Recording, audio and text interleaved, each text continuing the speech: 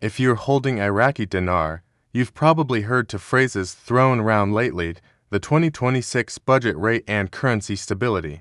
They sound like dry, governmental concepts that don't really touch your life. But I need you to understand something critical right now. These two forces are on a collision course, and the outcome will create a direct, binary financial reality for every single holder.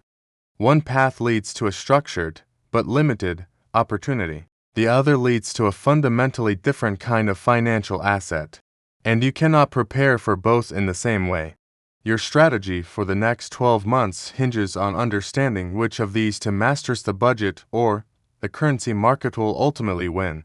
I've analyzed the budget documents, tracked the central bank's actions, and mapped this against historic global precedents.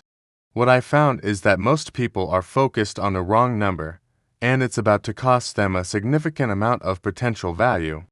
Let's break down this high-stakes tug-of-war. First, let's demystify the 2026 budget rate. This is not an exchange rate for you and me.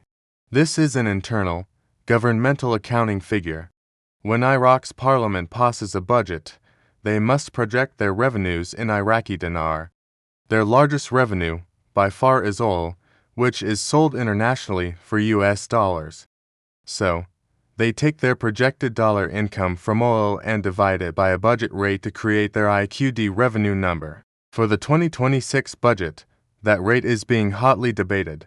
It might be 1,300 IQD to $1 United States dollar, or 1,450, or another figure.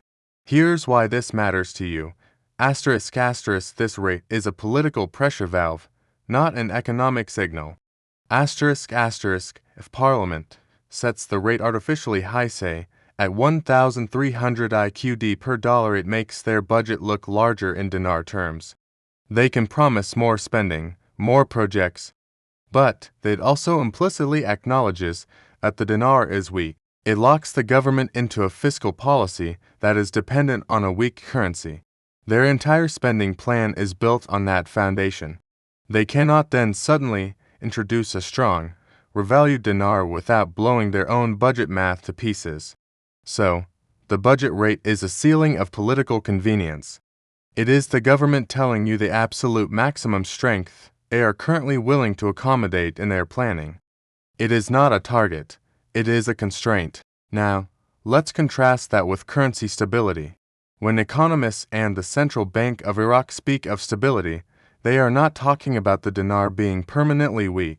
They are talking about eliminating wild, unpredictable swings.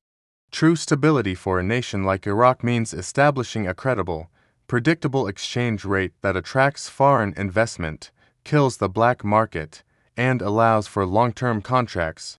Historically, achieving this kind of stability after a period of volatility does not happen by staying at a low value. It happens through a managed, significant adjustment to revaluation followed by a nude, defended peg. The central bank's goal is a stable, strong dinar, not a stable, weak one. Their tools are foreign currency reserves, monetary policy, and, crucially, moving away from a dollar-dependent economy. Every action they've taken recently, from cracking down on unauthorized dollar transactions to launching a digital dinar pilot, points toward this kind of sovereign monetary control. This path is in direct tension with the parliament's desire for a politically convenient budget rate. So, you have two forces, fiscal politics versus monetary sovereignty. The budget is about short-term political promises funded by a weak dinar. Currency stability is about long-term economic health built on a strong dinar. They are fundamentally at odds. This conflict creates two very possible futures for your holding, and you must understand the profile of each. Future 1. The budget wins. In this scenario, political pressure overwhelms the central bank's technical plans. The 2026 budget is passed with a weak rate, and the government's spending addiction continues to tether the dinar to a low value to make its books work. What does this mean for you? It means a slow, administrative, government-managed process. There would likely be a limited, official currency reform window. You might be allowed to exchange your old dinar notes for new ones, or for a government bond, at a rate not far from the budget rate, perhaps with a small premium. The process would be bureaucratic, requiring strict documentation, with limits on amounts. It would be designed to check a box and remove excess currency from the system without sparking inflation or a spending spree. Your upside is capped by the political budget math.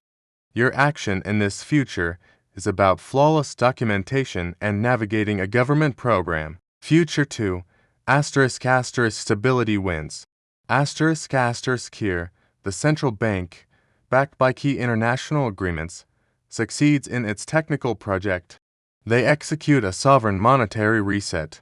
This involves a significant revaluation to a new, strong peg, let's say, in a range that makes the dinar a regional trade currency, not just a local note.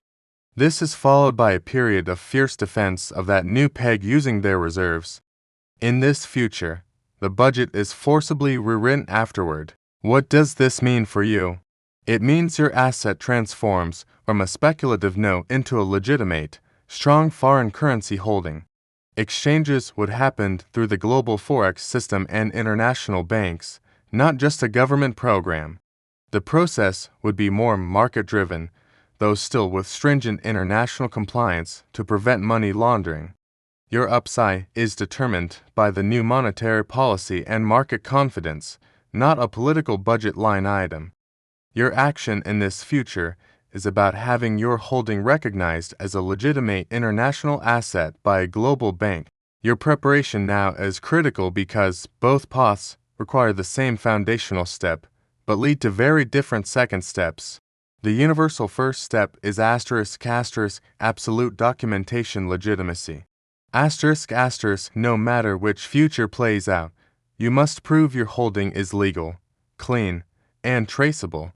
This means a notarized affidavit of ownership, original purchase receipts with a bank paper trail, and current passport identification.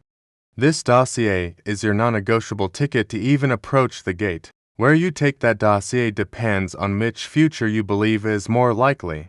If you believe the budget wins, your focus is on monitoring official Iraqi government portals for announcement of a currency exchange program. Your endpoint is a government-mandated process. If you believe stability wins, your focus is on building a relationship with the International Asset Department of a major global bank. Your endpoint is a foreign currency transaction. The wisest strategy is to prepare for both without committing fully to either until the tension breaks. Secure your documentation universally. Then, monitor, to streams of information simultaneously, the political debate in Iraq's parliament over the final 2026 budget number, and the technical bulletins from the Central Bank of Iraq regarding forex reserves and digital currency progress. The moment one side clearly gains the upper hand, you will know which protocol to execute. The biggest mistake you can make is to assume these are the same thing. To think the budget rate is the revaluation rate. That mistake will cause you to aim for the wrong target with your planning. The budget rate is the government's problem.